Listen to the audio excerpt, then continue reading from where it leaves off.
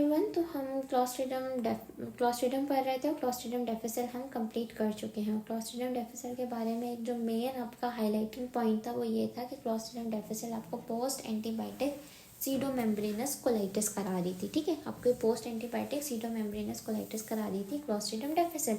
इसी तरह Clostridium botulinum की अगर हम बात करें ना, तो क्लॉस्ट्रिडियम बॉटुलिनम की जो मेन पॉइंट है वो ये है कि यहाँ पे आपका एसिटाइलकोलिन कम होगा, और अगर आपका एसिटाइलकोलिन कम होगा तो आपका जो पैरासिम्पथेटिक नर्वस सिस्टम है वो भी बर्बाद हो जाएगा।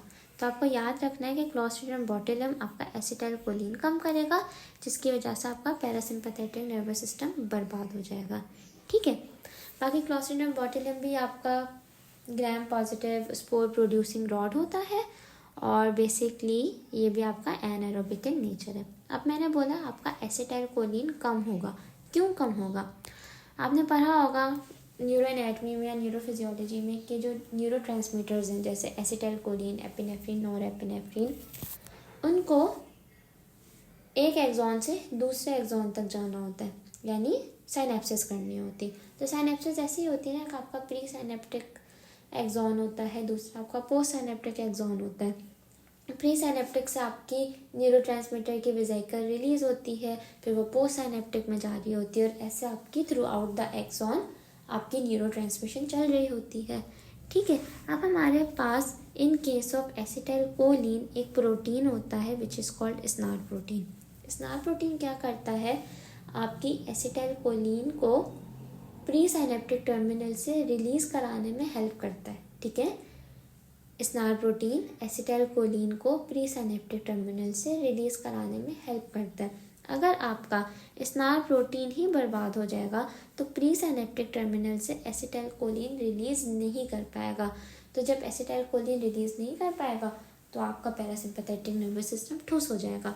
तो आपका जो क्लॉस्ट्रिडियम बॉटुलिनम होता है ना, उसके पास एक स्पेशल टॉक्सिन होता है, बॉटुलिनम टॉक्सिन, जो स्नार प्रोटीन को तोड़ देता है। जब आपका स्नार प्रोटीन टूट जाएगा तो एसिटाइलकोलिन आपके प्री साइनेप्टिक एक्सॉन टर्मिनल से रिलीज ही नहीं होगी, और ये जो रिलीज है यानी जो रिलीज इनहिबिट हो रहा है वो इरिवर्सिबल होगा। तो ये बहुत खतरनाक डिजीज़ है। ठीक है, अब हम इसके क्लिनिकल फीचर्स की बात करें ना, तो आप ऐसे याद करें ABCDEFG।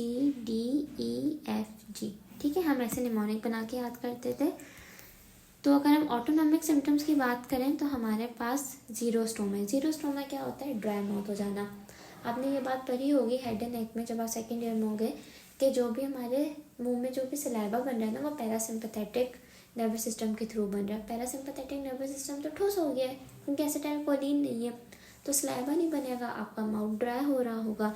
साथ ही साथ डिस्फेजिया और डिसआर्थिया। डिस्फेजिया यानी खाना प्रॉपरली हम निकल नहीं पा रहे, डिसआर्थिया यानी आप प्रॉपर बोल नहीं पा रहे।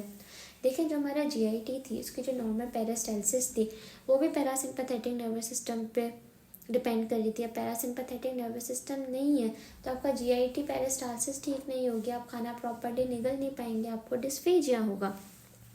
आपकी जो एकोमोडेशन होती है, आप जब किसी करीब की चीज़ को देख रहे होते हो, वो भी आपकी एकोमोडेशन भी आपकी पैरासिम्पथेटिक नर्वस सिस्टम पर डिपेंड करती है। पैरासिम्पथेटिक नर्वस सिस्टम तो है नहीं, तो आपकी एकोमोडेशन सही से नहीं होगी, आपको डबल डबल दिखेगा, डिप्लोपिया होगा, मिसड्रिएसिस आपको होगा, आपको डिसेंडिंग फ्लेक्सिड पैरालिसिस होगी।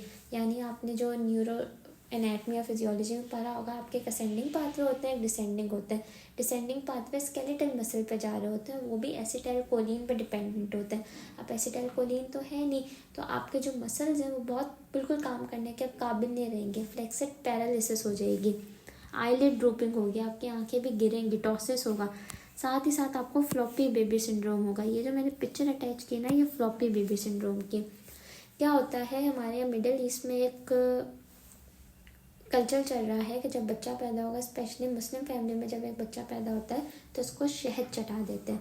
अब एक शहद है और दूसरा आपका जो कैन फूड्स होते हैं ना, आपने देखा होगा डब्बे में खाने होते हैं, लाइक फ्रूट्स, पाइनएप्पल्स वगैरह जो कैन वाले होते हैं, उन कैन फूड्स में और साथ ही साथ आपके हनी में सबसे ज़्यादा क्लॉस्ट्रिडियम बॉटुलिज्म पाया जाता है।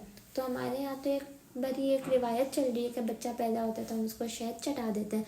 अब उस शहद में क्लॉस्ट्रिडियम बॉटुलिज्म अगर है तो उसके जो वो बच्चा होगा उसकी बॉडी ऐसी हो जाएगी, लाइक बिल्कुल टोन ख़राब हो जाएगा। तो हम उसको कहते हैं floppy baby syndrome, neonatal hypotonia होता है। बाकी जीआई सिम्टम्स आपको नोजिया, वॉमिटिंग, कॉन्स्टिपेशन दिखेंगे। क्यों? क्योंकि आपकी पेरिस्टालसिस नहीं हो रही, आपका खाना बॉडी से बाहर ही नहीं आएगा, आपको कॉन्स्टिपेशन होगी, अल्टीमेटली नोजिया वॉमिटिंग भी फील होगी।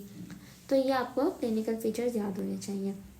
इसके अलावा अभी आपकी क्लॉस्ट्रिडियम बोटुलियम की ही लाइक डिफरेंट टाइप्स हैं। एक आपकी इन्फेंट बोटुलियम होती है, क्योंकि बच्चों को हम बहुत ज़्यादा हनी चटाते हैं, वो पैदा होते हैं तो, और बच्चे बहुत ज़्यादा मिट्टी खाने के आदी होते हैं, तो इस वजह से बच्चों में बोटुलियम आपकी जो होगी उसको हमने एक अलग कैटेगरी में रख लिया है, इन्फेंट बोटुलियम। बाकी हमारी वोन बोटुलिज्म होती है। कुछ लोग होते हैं बड़े नशेई होते हैं, वो ऐसे सुइयाँ ठोक रहे होते हैं, तो ऑब्वियसली जब वो इतनी सारी अपनी बॉडी में सिरिंजेस डालेंगे तो कोई एक आधी तो कंटेमिनेटेड होगी। तो वो जो कंटेमिनेटेड सिरिंज होती है उसमें अगर क्लॉस्ट्रिडियम बोटुलिज्म है तो हम बोलेंगे कि उस बंदे को वूंड बोटुलिज्म हो गया। और एक फूड बॉर्न बोटुलिज्म होता है जो आपके केन फूड्स में होता है। लाइक आप खाना, कुछ लोग होते हैं कुदरती तौर पर सुस्त होते हैं, उनको खाना नहीं बनाना होता, तो वो प्रिजर्व्ड फूड ले लेते हैं जो कैन में आता है, तो उन कैन फूड में क्लॉस्ट्रिडियम बोटुलिज्म होने के बहुत ज़्यादा चांसेस होते हैं। इसके अलावा हनी में बहुत ज़्यादा चांसेस होते हैं क्लॉस्ट्रिडियम बोटुलिज्म होने के। तो यहाँ पे आपका क्लॉस्ट्रिडियम बोटुलिज्म कंप्लीट होता है। आई होप आपको चीज़ें क्लियर हो। इतनी मुश्किल थी ही नहीं इसमें बात, इसमें बस ये था कि स्नार प्रोटीन आपका क्लीव हो रहा है, जिसकी वजह से एसिटाइलकोलिन की सिनेप्सिस नहीं हो पा रही। एसिटाइलकोलिन की सिनेप्सिस नहीं हो रही तो आपका पैरासिम्पैथेटिक नर्वस सिस्टम बिल्कुल ठुस हो रहा है। सिर्फ यही था और कुछ नहीं था। एमसीक्यू में यह पूछा जाता है कि कौन सी ऐसे खाने की चीज़ है जिसको खाने से बच्चों में फ्लॉपी बेबी सिंड्रोम हो जाता है। वो डायरेक्ट नहीं बोलते कि बोटुलिज्म हो रहा है, वो फ्लॉपी बेबी सिंड्रोम कहते हैं। तो आपको याद होना चाहिए कि हनी होता है जो फ्लॉपी बेबी सिंड्रोम कराता है। आई होप आपको चीज़ें क्लियर होंगी। नेक्स्ट पार्ट में हम क्लॉस्ट्रिडियम टेटनी कर लेंगे।